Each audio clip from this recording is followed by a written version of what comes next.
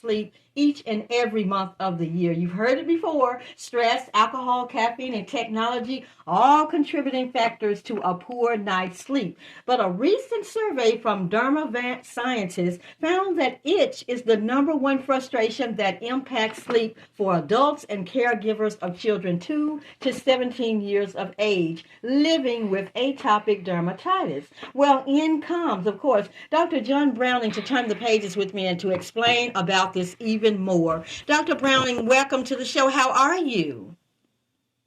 Thank you, Denise. I'm doing great. I really appreciate being a guest on your show.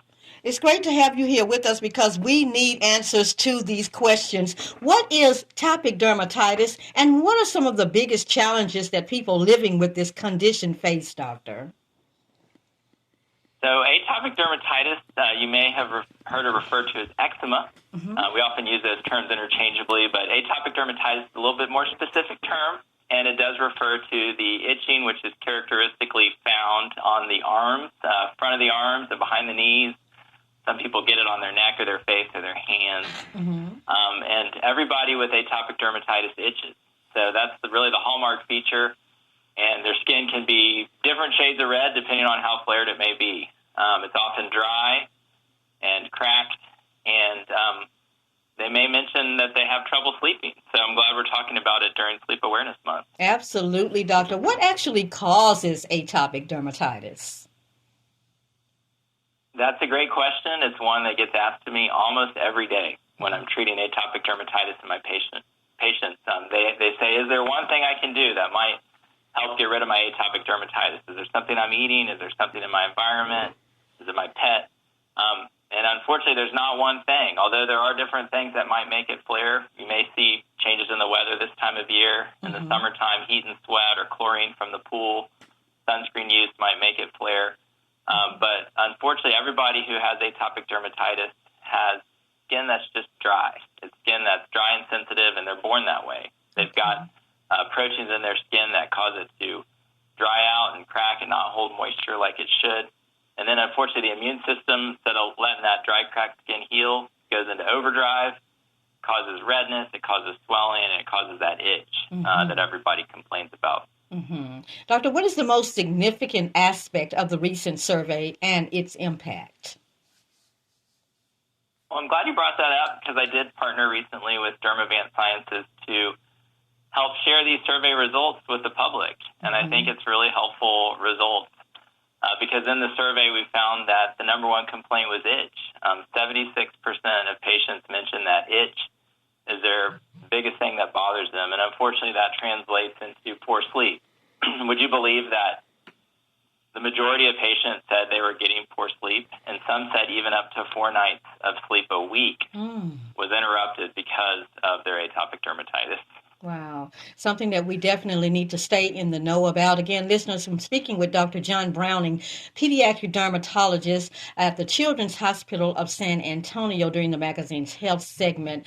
Doctor, how is atopic dermatitis typically treated?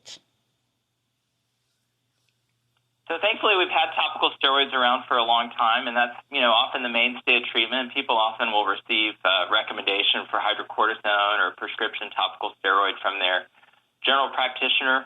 As the dermatology community certainly has used those for many years, and yet, in the survey we found surprisingly that on average, adults have used 8 different treatments for atopic dermatitis.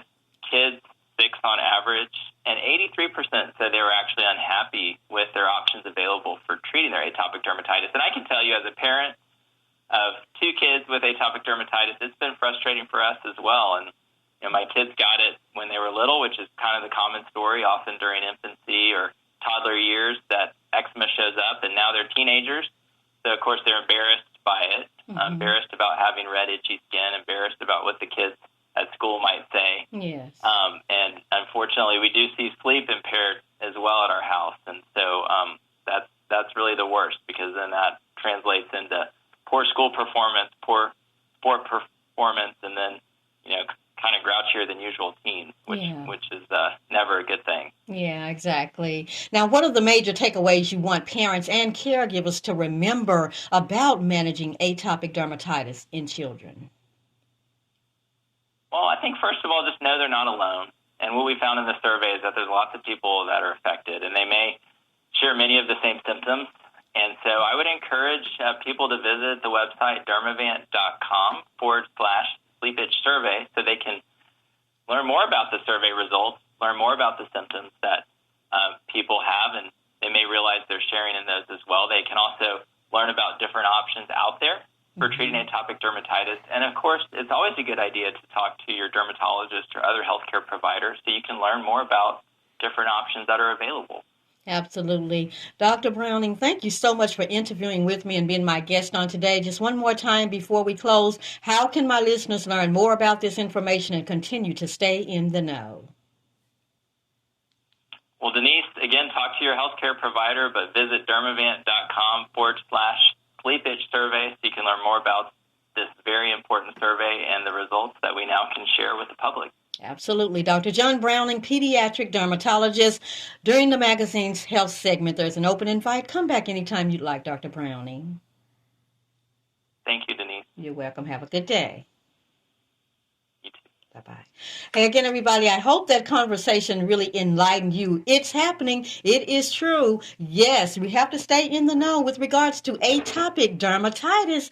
Thank you so much again, Dr. John Browning, pediatric dermatologist at Children's Hospital of San Antonio, Texas, that is.